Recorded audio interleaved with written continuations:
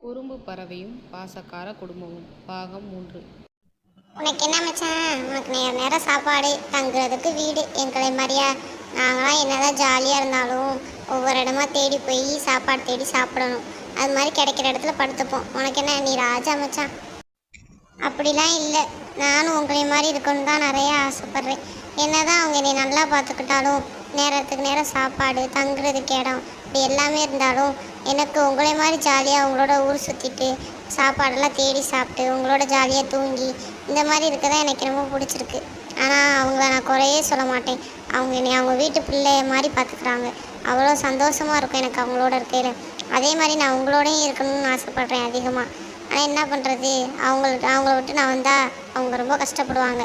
அதனால நான் அவங்களோட தான் இருந்தாகணும். வேறு என்ன பண்ணுறது? இதை கேட்ட சுதன் அவங்க அக்கா கிட்ட வந்து சொல்கிறான்.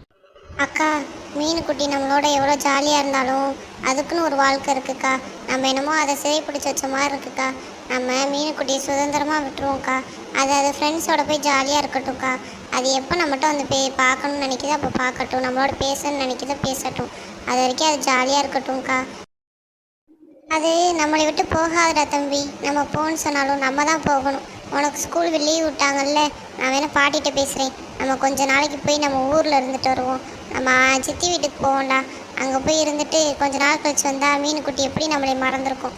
அதனால் நம்ம அங்கே போவோம். சரியா, நான் பாட்டிக்கிட்ட பேசி பார்க்குறேன், என்ன சொல்கிறாங்கன்னு பார்ப்போம்.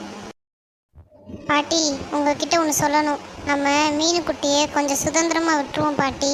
அது நம்ம இங்கேருந்து வந்துக்கிட்டே தான் இருக்கும். அதனால நம்ம கொஞ்சம் நாளைக்கு சித்தி வீட்டில் போயிருப்போம் பாட்டி. ஊருக்கு போவோமா?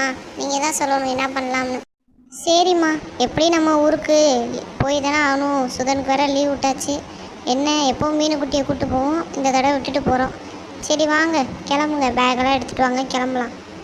இப்படி சொல்லிட்டு பாட்டி தான் பேரன் பேத்தியை கூட்டிக்கிட்டு அவங்க மக வீட்டுக்கு கிளம்பிட்டாங்க. அவங்க கிளம்புன நேரம்னு பார்த்து மீனுக்குட்டி வீட்டுக்கு வருது. என்ன, வீட்டில் யாரையுமே காணா? அப்படி வீட்டை பூட்டிட்டு போக மாட்டாங்களே, நம்ம வருவோம்னு தெரியுமே. எல்லாரும் நம்மளை விட்டு ஊருக்கு போயிட்டாங்களோ?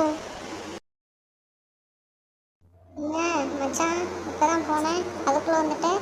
என் கண்ணெல்லாம் கலங்கிருக்கு, ஒரு மாதிரி சோகமாக இருக்கு. எதுவும் பிரச்சனையா என்னன்னு சொல்லு, போவோம்.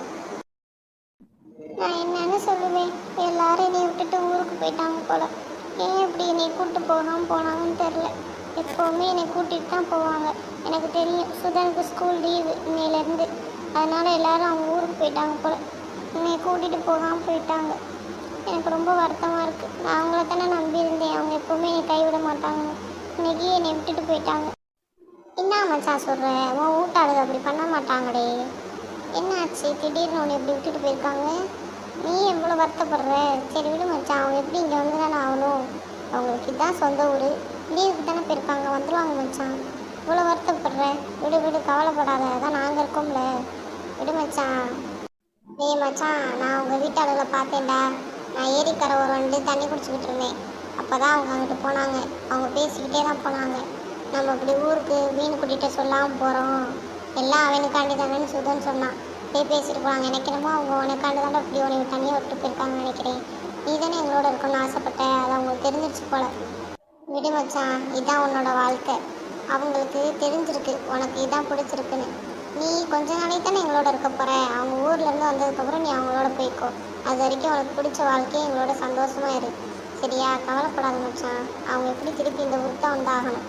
அப்போ நீ அவங்கள போய் பாரு.